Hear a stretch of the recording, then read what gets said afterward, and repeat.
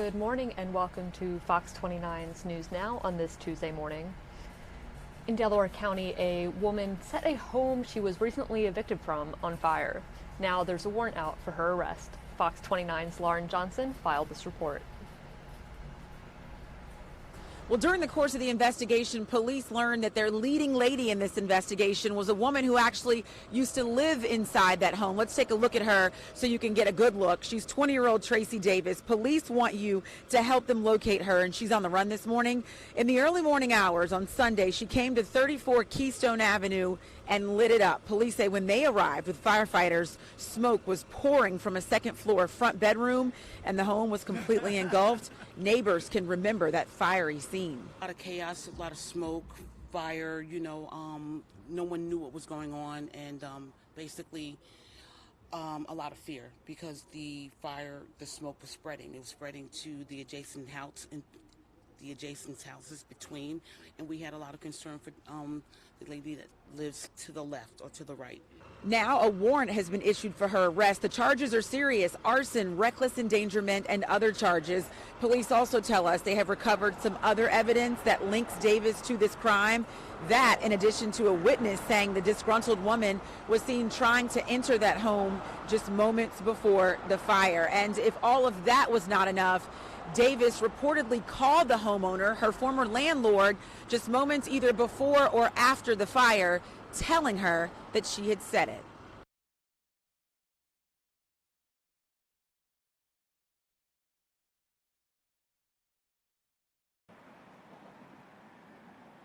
And developing overnight, a 25-year-old man was shot and killed in North Philadelphia. It started with a verbal fight outside a mini-mart in North Philadelphia on 10th and Brown Street. The fight reportedly led to a shooting in Spring Garden on 6th and Callow Hill Streets. The 25-year-old man was shot in his vehicle, and his girlfriend drove him to the hospital where he succumbed to his injuries. And this female was able to tell police at Cooper Hospital that her boyfriend was shot while sitting in a vehicle at 6th and Callow Hill. She further stated that this all started at 10th and Brown Streets in the 6th District, where they were involved in a verbal altercation with several males. Police say the investigation is ongoing. And a 12-year-old boy is in critical condition after an explosive device he thought was fireworks detonated in his hands. It happened yesterday evening outside the Edward Houseman Rec Center in Philadelphia's Summerdale neighborhood. Police say the boy lit the device and threw it, but it didn't go off. He picked it back up, and that's when it exploded in his hands.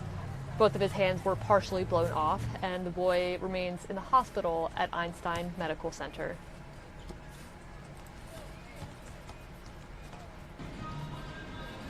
You may recall last week a 9-year-old girl lost several fingers when a similar device went off inside her Kensington home on the 1800 block of East Weishart. Her father bought what he thought was fireworks from someone on the streets, but police say the devices are illegal and very dangerous.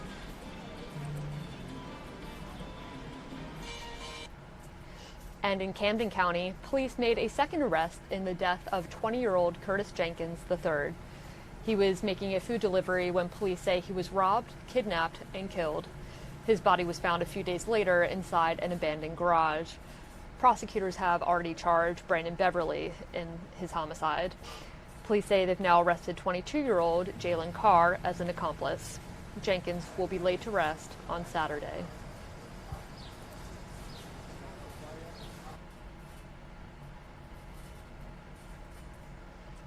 And Philadelphia police have released surveillance video of 3 masked men breaking into a home in Hunting Park, terrorizing a woman and threatening to kill her baby girl.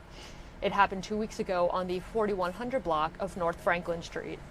A 33-year-old woman says she was sleeping around 2 a.m. when the men woke her up, demanding money, and tied her up while her mother-in-law held her 2 children. Fox 29 talked to the woman, who is still terrified over what happened. Her neighbor translated for us. I see 2 people that they open my bedroom door and I scream, "Who are you? What are you doing here?"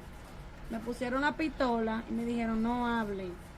They put the gun on me and they say don't talk. So they told her we come over here for the $80,000, and she said, "Why $80,000? We don't have $80,000." When they noticed that there wasn't there, they put the gun on the baby, on her neck. The woman says the suspects took money, jewelry, sneakers, designer clothes, and a gun. If you recognize these men, you are urged to contact police. Also here in Philadelphia, police say Officer Jose Rodriguez shot and killed Evelise Rodriguez before killing himself in Juniata Park yesterday morning. It happened on Weymouth Street near East Cortland. Police went to the officer's home for a welfare check after he failed to show up for work Sunday night. When police arrived, they couldn't get inside.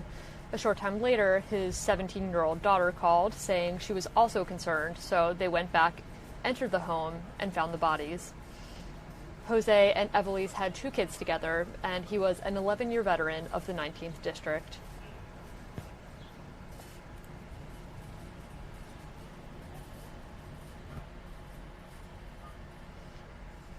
And in political news this morning, Congress could soon vote to hold 2 cabinet members in criminal contempt. Democrats are expected to target the Attorney General and the Commerce Secretary after they refuse to turn over information about the 2020 census. Fox's Doug Luzader has more this morning from Washington. Congress could soon vote to hold 2 cabinet members in criminal contempt. Democrats are expected to be targeting the Attorney General and the Commerce Secretary after they refuse to turn over information about the census. All right, Doug, it's your job now to explain all that. Good morning, guys. Well, the Attorney General, at least, is kind of holding his ground on this as this controversial census issue moves forward. It's not like Commerce Secretary Wilbur Ross and Attorney General William Barr are going to be led away in cuffs. But Democrats in Congress are about to flex their muscles, expected to hold both of them in criminal contempt, according to House Speaker Nancy Pelosi, for defying the committee's bipartisan subpoenas for documents that would shed light on the real reason the administration added a citizenship question. Over the next day or two, you'll see what approach we're taking. I think it does provide a pathway for getting the question on the census. The Attorney General is trying to figure out how to overcome Supreme Court objections to adding a citizenship question to the census and may come up with a more direct approach. Just say, hey, we want to do partisan redistricting, and if we ask the citizenship question, it'll help us. Now, maybe that will pass muster with the Supreme Court. But if adding the question leads to a lower census response rate from illegal immigrants, it could cost many heavily Democratic districts. Formulas send us federal money based on how many people live here, citizens or not. And if we don't count those people, we don't get that money. And the speaker went even further, accusing the administration of racism. You know, this hat, make America white again. They want to make sure that people, certain people, are counted. It's really disgraceful. And it's not what our founders had in mind. Well, the White House counters that and says that we have a right to know who is in the country, and they intend to use the census to do that. But Mike and Karen, this may go back to the Supreme Court ultimately. Probably will. On another topic, Doug, do you have any water damage at your place? No, and you know, we were inside all day yesterday working when all that mayhem was breaking out. So yeah, there was a lot of flooding, but it went away pretty quickly around here. Oh, good, good, good.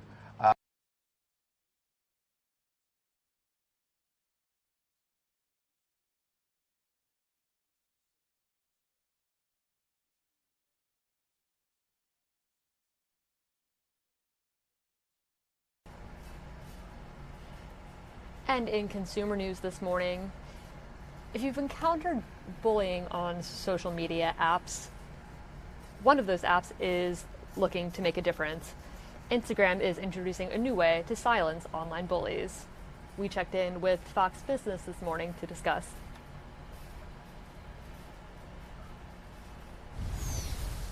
Okay, this is a good move. Instagram is taking a stand against cyberbullying by introducing new features on Instagram to hopefully stop bullying. All right, so Tracy explained this one. I think it's a great move. Yes, Instagram taking some positive steps to fight this cyberbullying. The first one is a new feature. It's an artificial intelligence feature that will alert someone if they're about to make a comment on a post that might contain some offensive language. They alert them and give them a chance to reconsider what they are about to post. Instagram says that in some cases they have seen it working positively, that people have actually reconsidered posting maybe that not nice comments on a picture maybe. So that's one thing. Instagram also going to be testing out a new feature called Restrict. Restrict will allow people to restrict certain accounts from commenting on their posts, on their pictures. So that person, if they are restricted from commenting on your post, they're not going to know it. They're not going to know that they have been muted, but they're just not going to be allowed to post. So we will see if these work. We know that social media companies have really come under fire for how they handle these cyber bullies. So it is a good step forward. Still post, though, because if they couldn't post, then they would certainly know that they couldn't post. Like maybe just the post won't be seen? Yeah. Probably. I think that's how it's going to work. They're just not going to be able to make a comment on a picture. They might see the post, but they're not going to be able to engage in it. So if it's someone that you know makes these comments, or it's someone that they pop up with different accounts, I'm not sure exactly how that's going to work, but it's something, that part they're testing out right now. Good. I hope it's effective. Yeah, absolutely. All right. We definitely need it.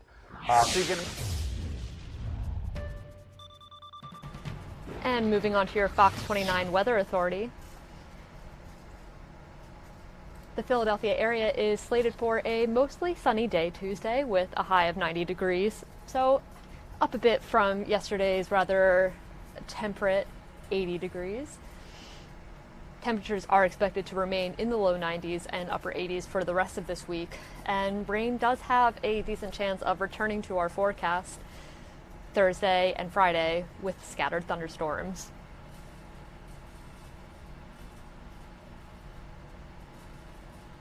And here we have a look at current temperatures in our area. A reasonable 72 degrees up in Mount Pocono. Up a bit in Lancaster, 77 degrees. And about the same here, 78 degrees in Philadelphia. And just a degree shy down in Wildwood, New Jersey.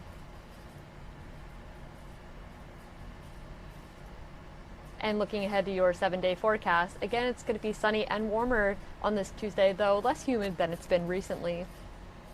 And that warming trend continues into Wednesday before storms threaten our forecast Thursday into Friday. But all should be dry and hot this weekend when the Phillies return home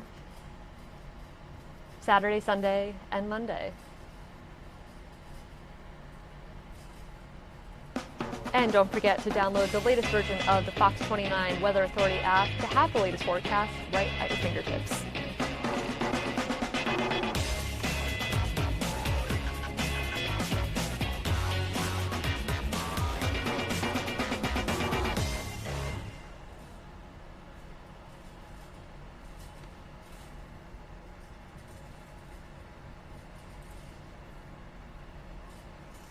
And more on Good Day this morning. A local Little League is seeking help after their facilities were devastated by recent flooding.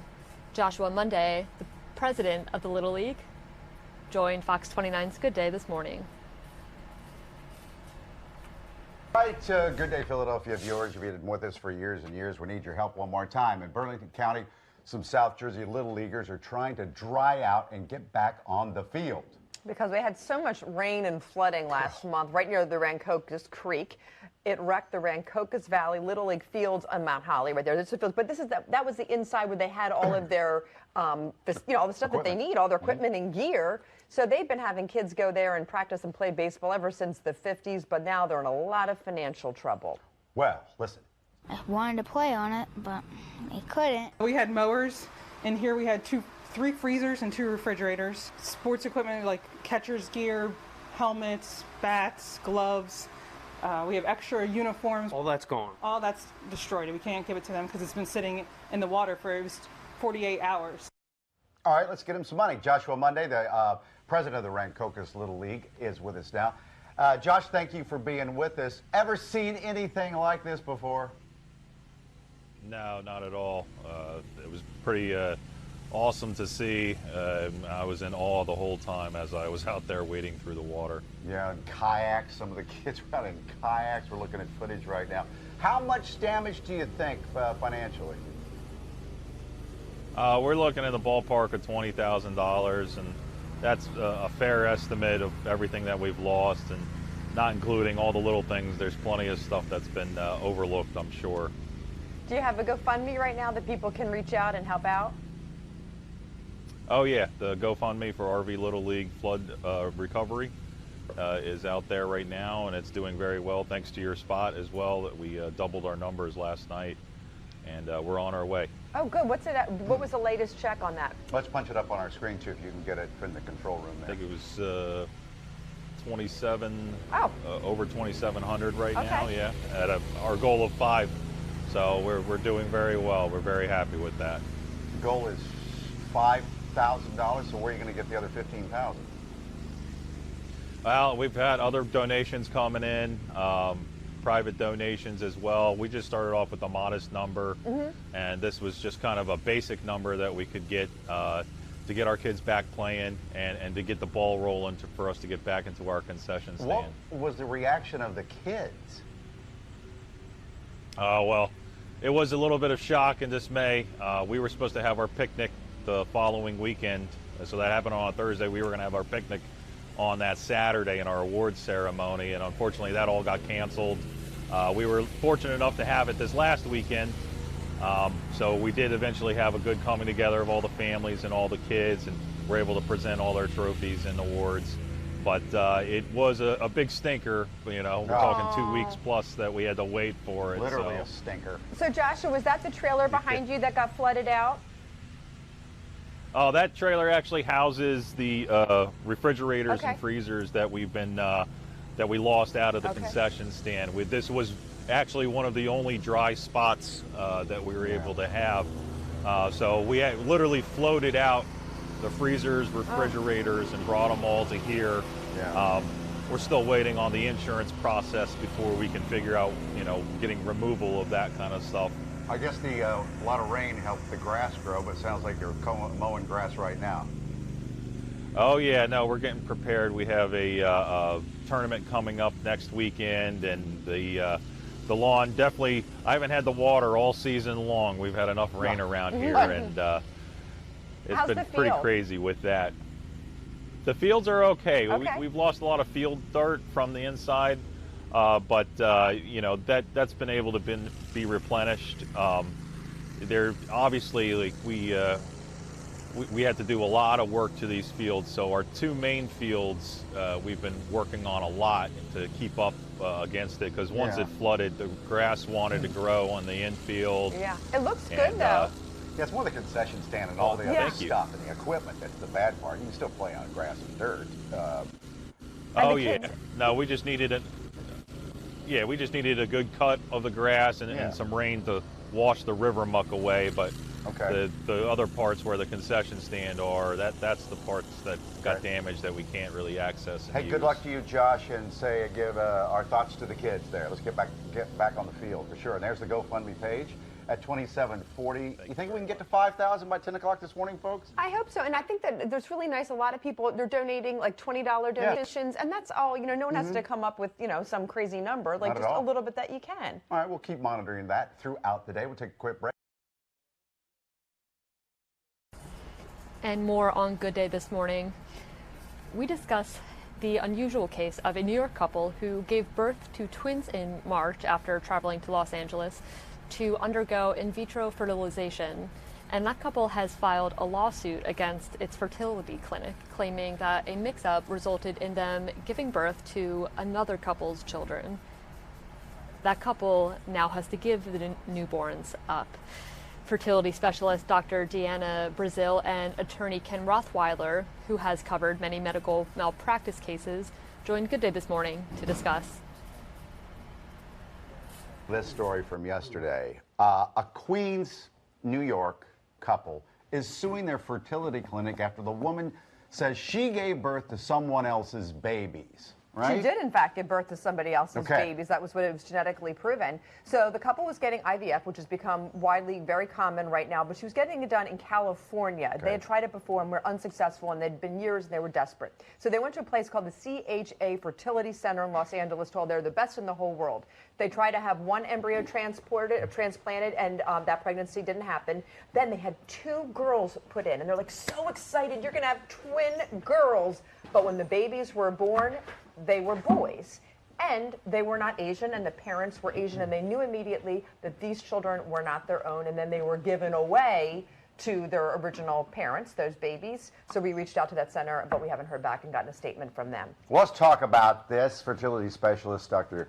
Deanna Brazil is here, an attorney, Kenneth Rothweiler, you know very well, who has covered many medical malpractice cases. All right, doctor, are you surprised this happened?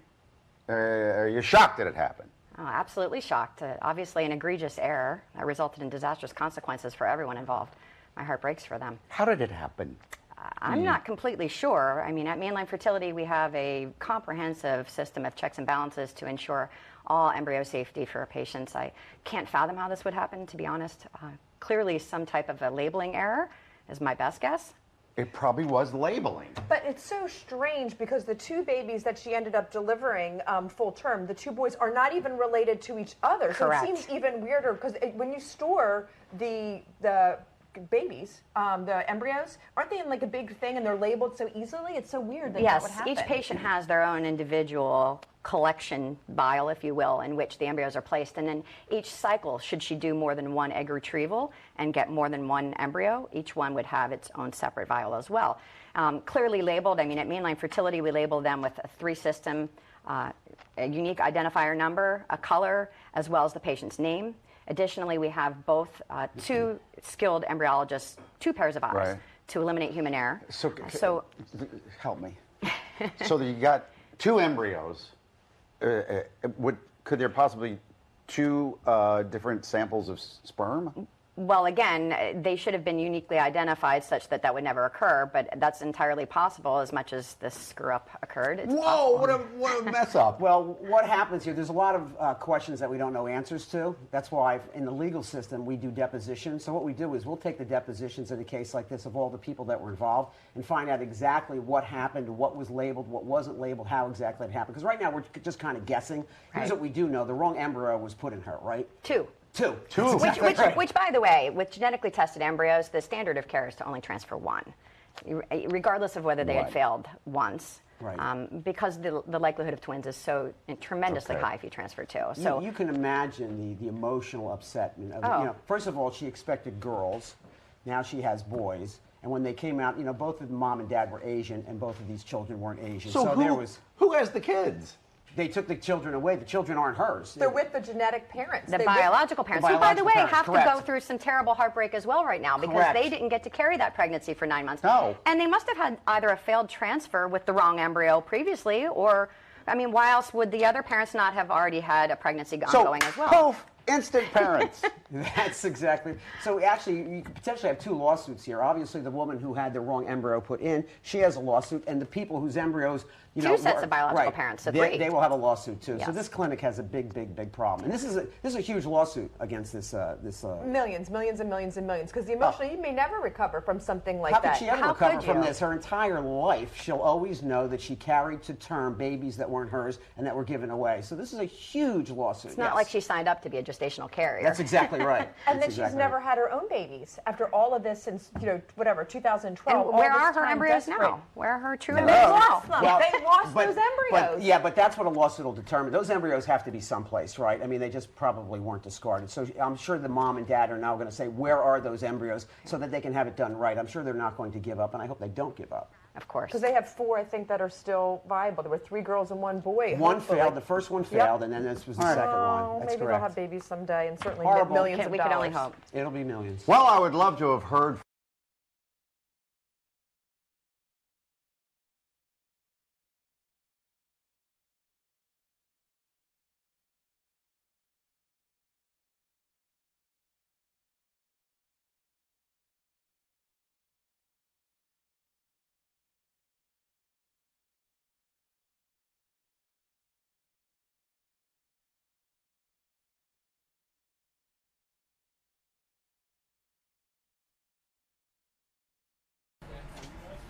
And more on Good Day this morning.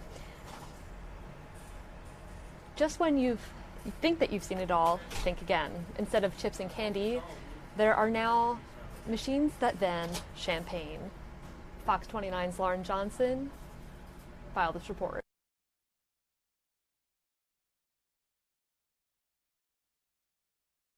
Always ready for a promo. Just when you think you've seen it all. Well, isn't that amazing? It's a vending machine that doesn't have just soda in it. It has champagne in it. All right, so Alex saw this last week and put it up there. I saw it on our Instagram. I'm like, oh my gosh, that is so cool. So we decided to go there today. Well, Lauren is volunteering. Mm-hmm. That's right. Easy gig today. Okay, Mike, do you know what Akimero means? You know, the little bar here in the lobby of the Ritz-Carlton? Well, that is I know that's the name of the bar in the Ritz-Carlton. Water Sea? Water Sea? It means no. It means right here, right now. And right here, right now, Jimmy joins me. How are you? Good. How are you? Good morning. Good morning to you. So Alex saw this and told everyone about it, and so they sent me, which I'm very excited about. You're going to walk us through it. So you come to the bar here at Akimero. You ask your bartender for your token. Yes, you purchase your token for $25. And then you get a token and you get a gold sipper. I like to say a token and a topper. Okay, so then we head over to the machine. Now, Mike, you know we do a lot of things live on TV for you because we know how you like things to happen. Pray for Chris because he's going to have to go down about 5 steps backwards right now. So this is a short walk from the bar over to the vending machine. Correct. Why did you guys do this? Because you could easily go to the bar and say, hey, I'd like a glass of champagne. Well, you know what? In the world that we live in right now, it's all about the Instagrammable moment. And we love to share those here at the Ritz-Carlton Philadelphia.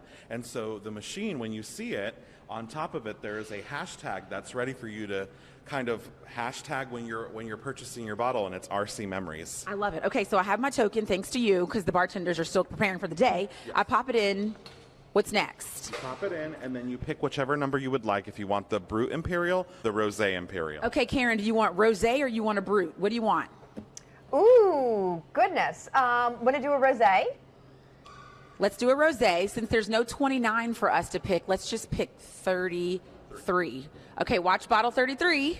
Here we go. So it's a fast process. Now, is this bottle going to get shaken up when we bubble? No, it does not shake. It goes, see, it's streamlined in there, and it opens it up. Oh, there it is. Okay, I'm going to let you do the honors because I'm always scared of popping champagne open. Popping bottles. So this is an easy process. You just open it up and watch. It's going to take us longer than expected because we're on TV. Well, we know how to open a bottle of champagne. But yes, this is the machine is the first of its kind here in the region and in the city. So we're really excited to have the Moet machine. It's the Moet Mini-Matic is the official name of it. And we have to make sure we pronounce Moet right because people always try to say it differently, right? Correct. They try to say Moet, but it's actually Moet. Moet. Okay, watch. We're popping bottles here on Good Day early in the morning. Let's go, Jimmy. So we, here at the Ritz-Carlton Philadelphia, we want to have that Instagrammable moment. So voila, you open up your bottle.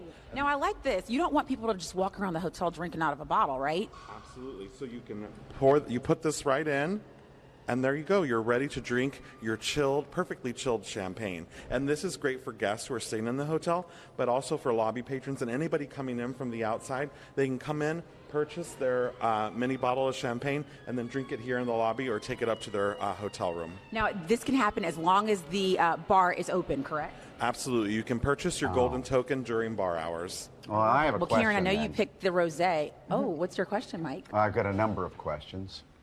How does it taste? That's really classy right there, Lauren. Oh, it is with the topper on it. That makes it kind of cute. Yeah. Well, yeah. I know. Wait a minute. Okay. What's your question? I got a question. If I can see, I thought it's a good idea because it's 3 o'clock in the morning. You want one more bottle of champagne, and the bar is closed, so you go down to the vending machine. That's genius. But if the bar is already, I see why wouldn't I just order a glass of champagne? Because, as he said, it's an experience. It's an experience. Mike is saying, oh, I thought okay. it was here so when the bar closes that we can come over and enjoy the vending machine. But no, we're just doing this for the experience. Absolutely. It's all about creating that RC memory. That's what you need. Mike, you know we live in a world of hashtags now. All right. I got an RC memory or two. I think I was thrown out of there once. Thank you. It's Don't really tell cool. us your I RC memories. That is my go-to place. Oh, it's really nice. It's sophisticated and fancy. The Ritz-Carlton Bougie lobby you. is so beautiful. And if you want, feel like you want to be alone, because it's all out-of-towners. You know what I'm saying? Yeah, yeah. You can hide. And more on Good Day this morning. We asked for a cotton candy burrito and you guys delivered. This morning we learned how to make one at home and we have to tell you the kids will love it. Check it out. Oh, Coming in. Listen to landing. my stomach. Growling will be after you see this one. So we saw this on the internet out there. It was pretty cool. It's called the Creamberry in Las Vegas. It's a big store, yeah. Ooh, Has a look at bunch of treats. So they've been taking cotton candy, and then they put all kinds of topping and ice cream. It's basically like a sundae that's all wrapped with the cotton candy, so they make it into a burrito. Well, Joe Markey has brought in a cotton candy machine, which I've never seen before. I didn't realize they were that big. And then next to him, look at the size of that thing. And then next to him is Mike Lynch over at Miles' Table. Good to see you. Good to see you, How are sir. things at Miles' Table? Wonderful. And where is Miles' Table again? 1620 South Street. You better believe it. Good to see you. All right, let's see. Joe, I've never seen one of these in operation. Now, this is going to be loud. A cotton candy machine is very loud, so just put up with it for a little bit. Okay, so what are you whipping? It's just sugar? It's sugar, so it's like a colored sugar. We have blueberry, and then we have the Silly Nilly Pink. Can I see so inside one's blue that? raspberry, one's pink vanilla, too. This is the blue raspberry. It's just, that's granulated sugar? Mm-hmm. Okay, do it, and then we'll just see the process starting because it's way too loud. Get your sugar ready to go.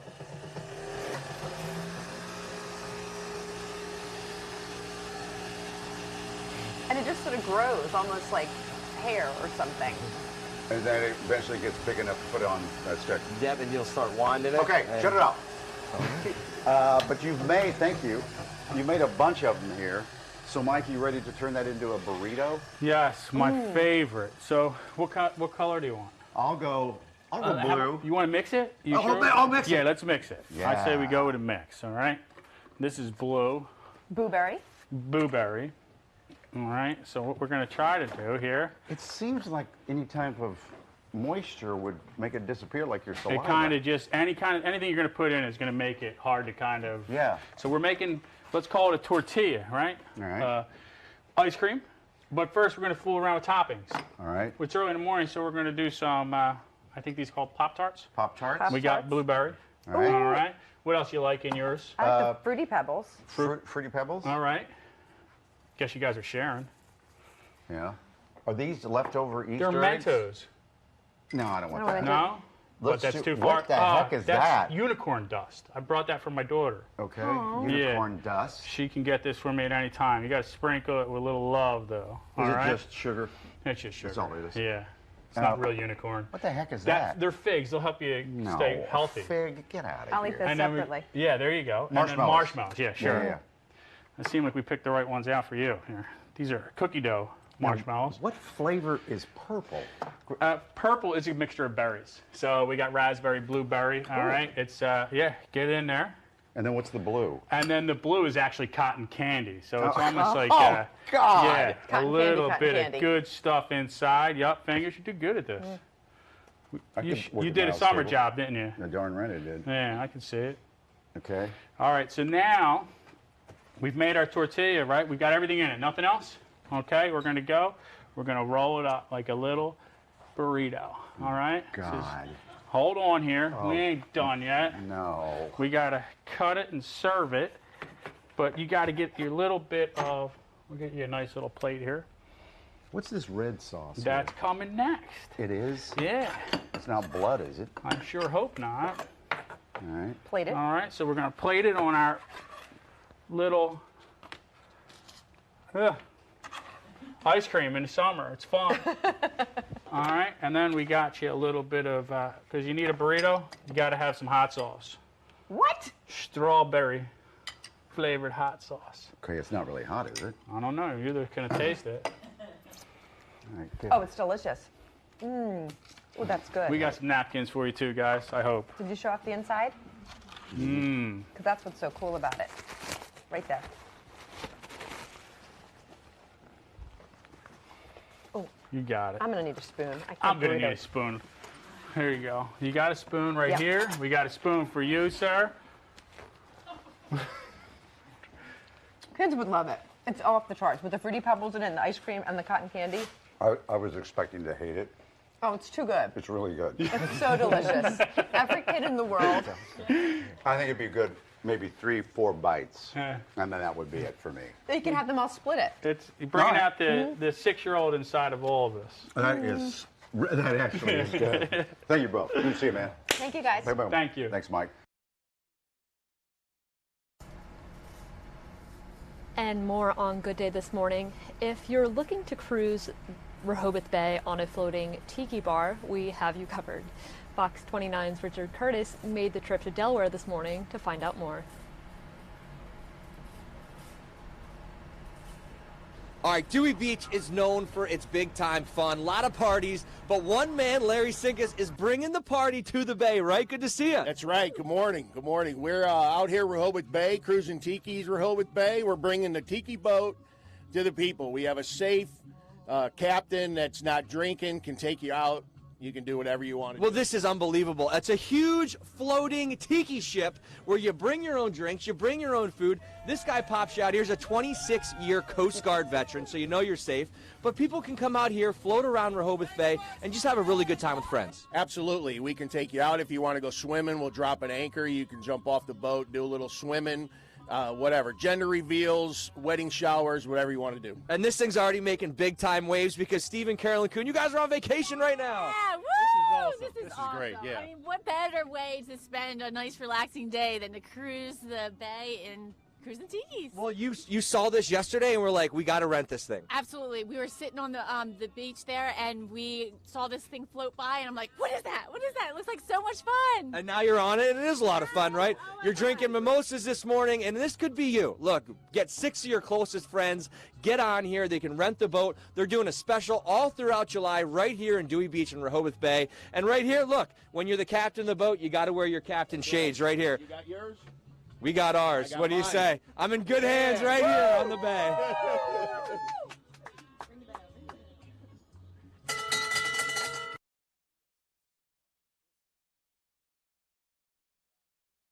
And we are going to switch gears now and take you to Washington, where a Senate committee is holding a hearing on children's online privacy. Stay with us.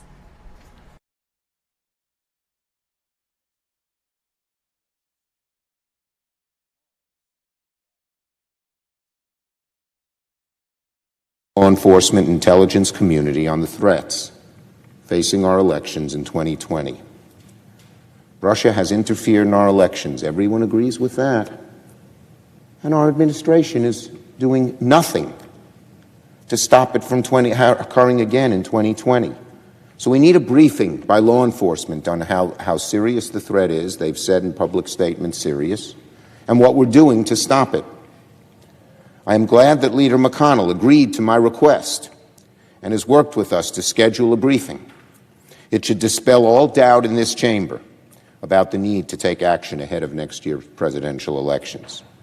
So I would say this: a briefing is important, a briefing is necessary, but it is by no means sufficient. We must then debate and adopt measures to protect our democracy and preserve the sanctity of elections. And even though Leader McConnell has finally agreed to have this hearing, Leader McConnell has so far been content, once again, legislative graveyard, to have the Senate do nothing when it comes to one of the greatest threats to our democracy, that a foreign power will reach in and interfere for its own purposes, not to help Americans. Bipartisan bills exist. We could put them on the floor right now. This is not a partisan issue. Senators Rubio and Van Hollen have the Deter Act. Senators Menendez and Graham have the Russia sanctions bill. But all these bills have languished, victims of Leader McConnell's legislative graveyard. And we have many more options beside when it comes to election security. Legislation from Senators Klobuchar and Warner, Feinstein and Wyden, Blumenthal, and many others. It's time we move on these bills. And as we continue to negotiate appropriations bills, we should include significant resources for election security. Nothing less than the vitality and faith in our democracy is at stake. And there are not two sides to this issue. A foreign adversary attacked our democracy.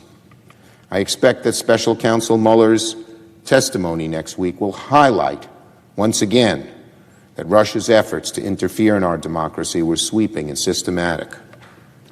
What are we waiting for? What are we waiting for? For them to interfere again? And for more Americans, whether they be Republican or Democrat or independent, left, right, or center, to no longer believe this democracy is legit?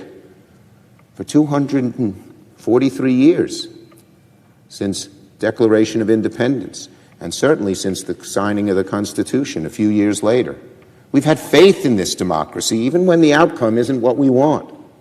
But that faith is already eroding, in good part because foreign powers can interfere in our elections.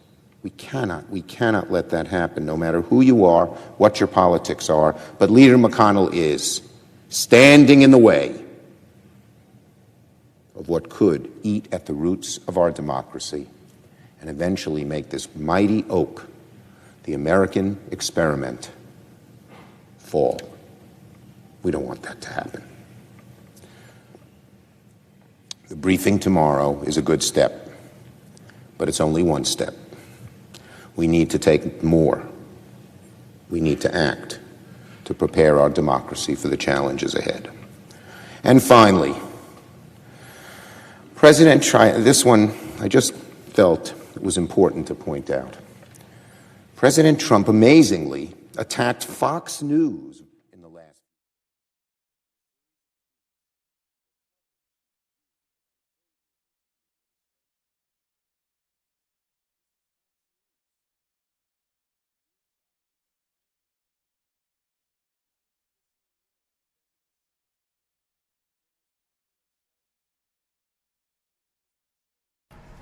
And that is going to do it for us today at Fox 29's News Now. Be sure to follow us at fox29.com, as well as across social media, Facebook, Twitter, and Instagram for the latest breaking news. And thank you for joining us.